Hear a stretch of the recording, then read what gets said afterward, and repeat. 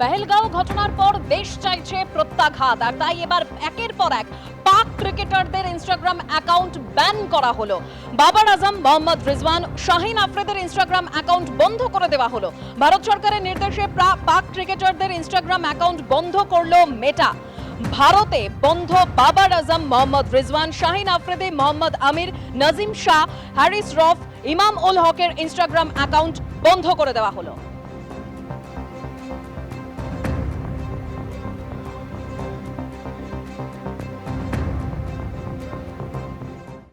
পেহেলগাঁওয়ে জঙ্গি হানার পর দেশবাসী চাইছে কড়া জবাব। প্রস্তুত রয়েছে ভারত। অন্যদিকে এনআইএর যে প্রাথমিক তদন্তের রিপোর্ট, তাতে চাঞ্চল্যকর তথ্য সামনে আসছে যে লস্কর-ই তৈবার সদর দপ্তরে বসে এই কাশ্মীরে একেবারে পেহেলগাঁওয়ে হামলার ছক কষা হয়েছিল। আরো তথ্য আপনাদের সামনে রাখবো। সরাসরি চলে যাব, সুকান্ত মুখোপাধ্যায় আমাদের প্রতিনিধি রয়েছেন আমাদের সঙ্গে। সুকান্ত, দেখো, আজকে এনআইএর তরফে দুটো গুরুত্বপূর্ণ ইনফরমেশন রয়েছে। তোমাকে বলে দিই, গতকালকে ডিজি এনআইএ তিনি ঘটনাস্থল পরিদর্শন করেন এবং ঘটনাস্থল পরিদর্শন করার পরে তিনি সিআরপিএফ ক্যাম্পে যান এবং সেখানে গিয়ে তিনি যেটা মিটিং করেন। পরবর্তী সময়ে এনআইএর একটি প্রাথমিক রিপোর্ট, যা এখনো পর্যন্ত জানা যাচ্ছে, সেই রিপোর্টে যেটা উল্লেখ রয়েছে যে এই যে পেহেলগাম, অর্থাৎ যেখানে বৈসারন ভ্যালিতে এই হত্যাকাণ্ড ঘটানো হয়, এখানে ওভারগ্রাউন্ড যারা ওয়ার্কার রয়েছেন তাদেরকে নিযুক্ত করা হয়েছিল। আমরা এখন ঠিক যেখানে দাঁড়িয়ে রয়েছি তোমাকে দেখানোর চেষ্টা করবো। এই হচ্ছে সেই পাথুরের রাস্তা, যা আগে গিয়ে 6 থেকে 7 কিলোমিটার দূরে বৈসারন ভ্যালির দিকে যাচ্ছে। সেখানে কিন্তু এনআইএ তরফে আজকে তদন্তকারীরা সেখানে অতি একেবারে আধুনিক প্রক্রিয়াতে তারা এই গোটা যে চত্বর রয়েছে সেখানে কিন্তু তারা জিআইএস অর্থাৎ জিওগ্রাফিক্যাল ইনফরমেশন সিস্টেম, তার মাধ্যমে গোটা এরিয়াকে তারা কিন্তু কার্যত ময়না করছেন বা তদন্ত করে দেখছেন।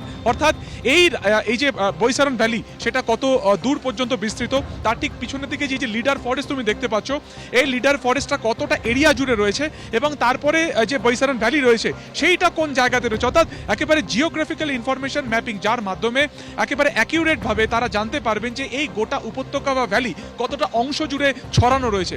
তার পাশাপাশি হচ্ছে এই গোটা উপত্যকার এন্ট্রি বা এক্সিট পয়েন্ট ঠিক কোথায় রয়েছে, অর্থাৎ এই যে সন্ত্রাসবাদীরা বা জঙ্গিরা যেখান থেকে বা যে রাস্তা থেকে তারা বৈসারন ভ্যালিতে ঢুকেছিলেন, এই হত্যাকাণ্ডের পর তারা কোন রাস্তাতে বেরিয়ে চলে যান, এই বিষয়টা কিন্তু জানার জন্য এই জিআইএস অত্যন্ত গুরুত্বপূর্ণ।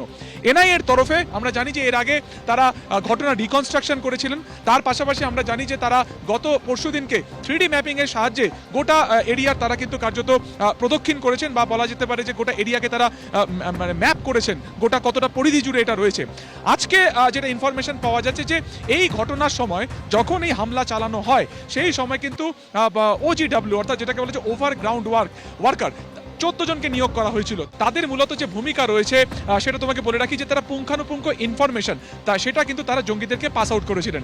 অর্থাৎ যখন এই বৈসারন ভ্যালিতে হামলা হয় সেই সময় পর্যটক সংখ্যা কত ছিল, তার পাশাপাশি কিন্তু এই ভ্যালিতে সেনার যে রুট রয়েছে সেই সেনার ওপরও কিন্তু নজরদারি রাখা হয়েছিল যে কোন রুটে তারা হামলা চালাবেন, এবং সেই মোতাবেক কিন্তু এই গোটা পরিস্থিতিকে কাজে লাগানো হয়েছিল 14 জনকে প্রশিক্ষণ দেওয়ার ক্ষেত্রে। এবং লস্কর-ই তৈবা এবং জৈশ-ই-মোহাম্মদ তারাও কিন্তু এই ওভারগ্রাউন্ড ওয়ার্কারদের কার্যত কাজে লাগিয়েছিলেন এই হামলার নেপথ্যে। ধন্যবাদ সুকান্ত।